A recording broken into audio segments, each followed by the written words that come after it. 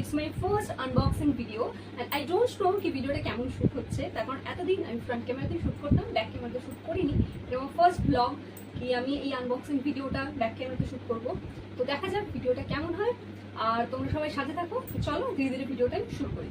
তো কিছুদিন আগে আমি এই সমস্ত কিছু মিলিয়ে একটা স্টোরি দিয়েছিলাম, এবার সেখানে তোমরা অনেকেই আমাকে মেসেজ করেছো, আমাকে ডিএম করেছো কি আনবক্সিং ভিডিও তোমাদেরকে চাই। কারণ আমি বেসিক্যালি কোনোদিনও আনবক্সিং ভিডিও করিনি, অনেক ভিডিও দেখতাম, তো পছন্দ হতো। তো এখন মনে হলো যে কেননা নিজেরটাও এইভাবে নিজের পার্সেলগুলো আনবক্স করে দেখা যাক, তা তোমাদের সাথে কিছু কিছু জিনিস শেয়ার করি। তো দেখো আমি কতগুলো বক্স নিয়ে বসেছি, এখানে মোটামুটি 9-10টা বক্স তো হবে, 10টা বক্স আছে। তো ফার্স্ট থেকে আমি স্টার্ট করি। আমি ফার্স্টে এই পার্সেলটা তোমাদেরকে দেখাচ্ছি।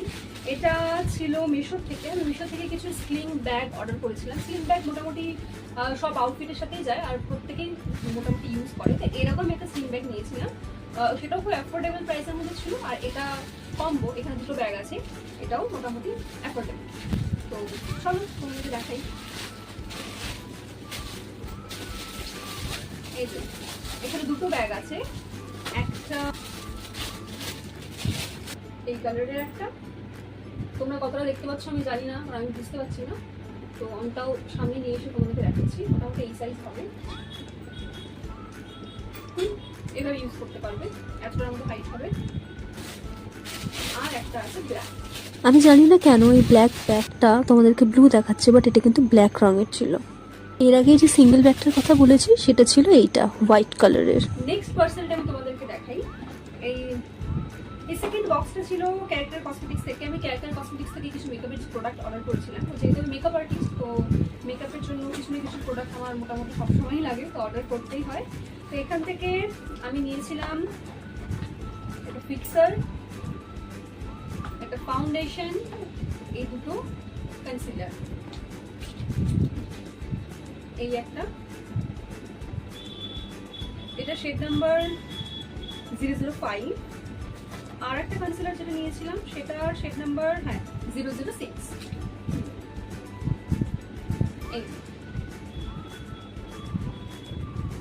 ফাউন্ডেশনটা ছিল শেড নাম্বার 003 ডাফি।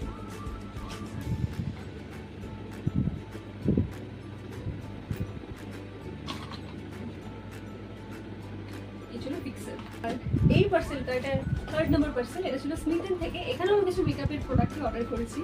তো স্মিথেনে মাঝে মধ্যে খুব ভালো ভালো অফার দেয়, সেখান থেকে যেরকম প্রোডাক্ট ছিল, এটা ফ্রি গিফট ছিল।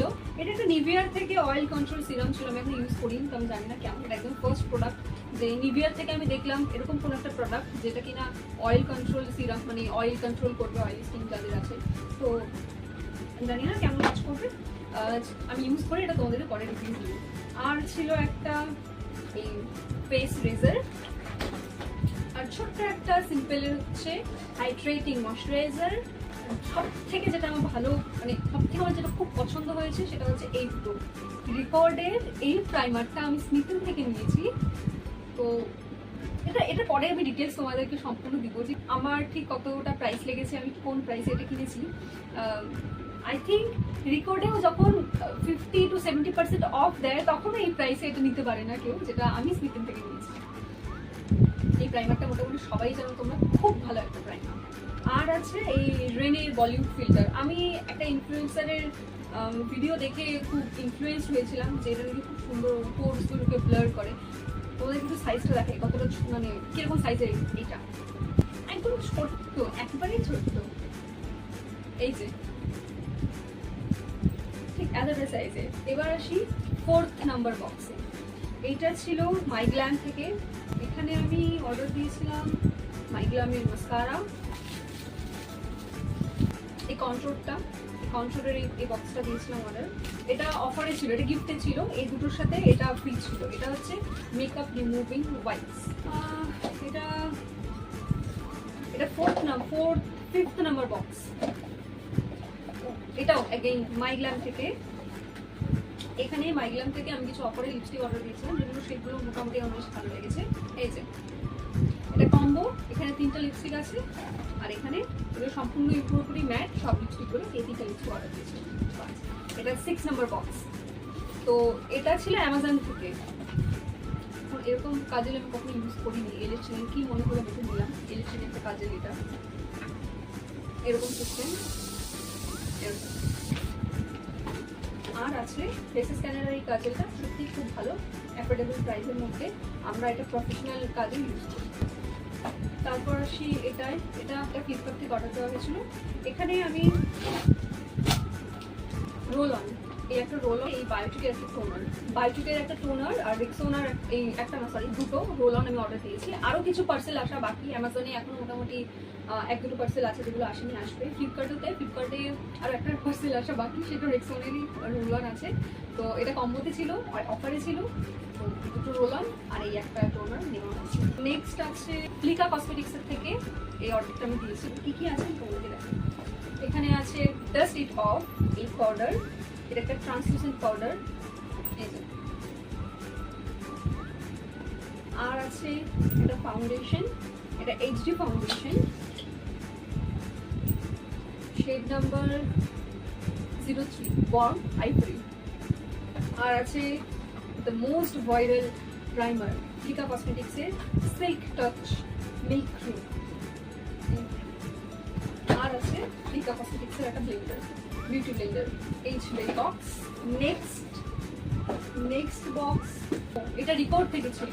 এখানে রিকর্ডের একটা prep set, glow, skin preparation করবে, মেকআপ সেটও করবে, আর খুব গ্লোই একটা বেস দিবে তোমাকে। ছোট ছোট গ্লোয়িং পার্টিকেলস দেওয়া আছে, শিমার পার্টিকেলস।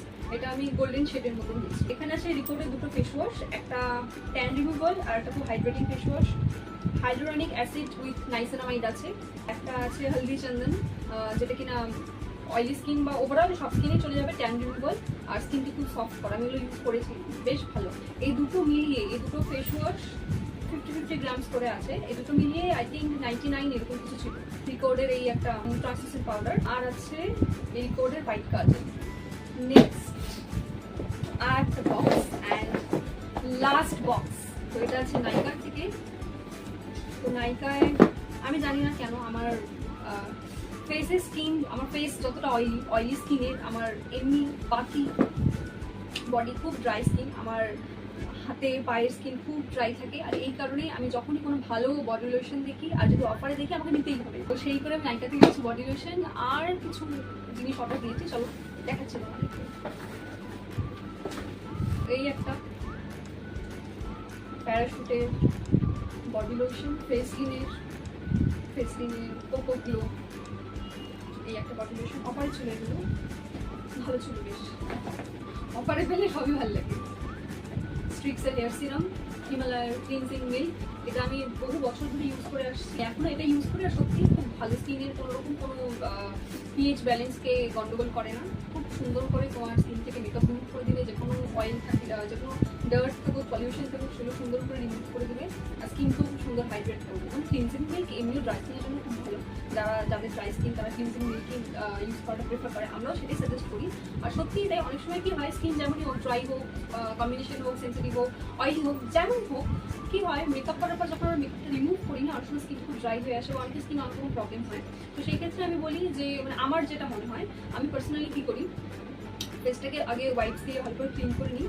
তারপর যদি কিছু কিছু থাকে, যেরকম কিনা আই মেকআপের কিছু পার্টিকেলসগুলো থাকে বা হচ্ছে লাইনার বা কাজের, ওগুলো সহজে উঠতে চায় না, তখন ওই টাইমে কী হয়, যদি আমরা ফেস ওয়াশ দিয়ে বা ক্লিনজিং মিল্ক দিয়ে বারে বারে করি, আমাদের এই সাইডগুলো, আইয়ের মানে চোখের যে সাইডগুলো হয়, সেগুলো খুব পাতলা স্কিনের উপরে হয়। তো সেগুলো অনেক সময় একটু ইচিং হয় বা কারো এরকম একটু জ্বালা করে। তো আমি কী করি, হাতে অল্প কোকোনাট অয়েল নেওয়ার পর ধীরে ধীরে মোটামুটি সম্পূর্ণ ফেসে আই এরিয়াতেও ভালো করে ম্যাসাজ করে নিই। ম্যাসাজ করে নিলে কী হয়, যা কাজল বা যাই থাকুক স্কিন, ওটা অনেকটা সফট হয়ে আসে, অনেকটা বেরিয়ে আসে।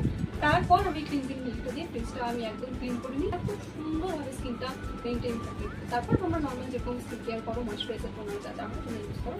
আর মেবলিনের এই একটা ফিটমি কম্প্যাক্ট পাউডার। এটা বের করছি না, এটা সবাই জানো, সবাই চেনো। চার্মিসের এই একটা রোমান আছে, আর আছে একটা eyelash glue inside cosmetics. So yeah, এই ছিল আমার টোটাল আনবক্সিং ভিডিও। আর এরকম কোনো আনবক্সিং ভিডিও বা ব্লগ আমি একদিন ফার্স্ট টাইম শ্যুট করছি। আগে আমি কখনো এরকম কোনো ব্লগ আনবক্সিং ভিডিও শ্যুট করিনি, স্পেশালি ব্যাক ক্যামেরাতে তো একদমই নয়। আমি ব্যাক ক্যামেরায় শ্যুট করে একদমই অভ্যস্ত নই, ফ্রন্ট ক্যামেরাতেই আমি এতদিন শ্যুট করতাম। And as I say you all were messaging me for unboxing video, that's why I am shooting this video. তো যাই হোক, তোমরা জানিও তোমাদের এই ভিডিওটা কেমন লেগেছে। আই হোপ তোমাদের ভালোই লাগবে, ভালো খারাপ যেমনই লাগুক আমাকে অবশ্যই জানিও। আর এই প্রোডাক্টগুলো কিছু কিছু আমি ইউজ করে অবশ্যই তোমাদের সাথে রিভিউ শেয়ার করবো। চলো, ভিডিওটা আমি আজকে এখানেই শেষ করছি। দেখা হবে নেক্সট কোনো একটা ভিডিওতে, ততদিন টাটা।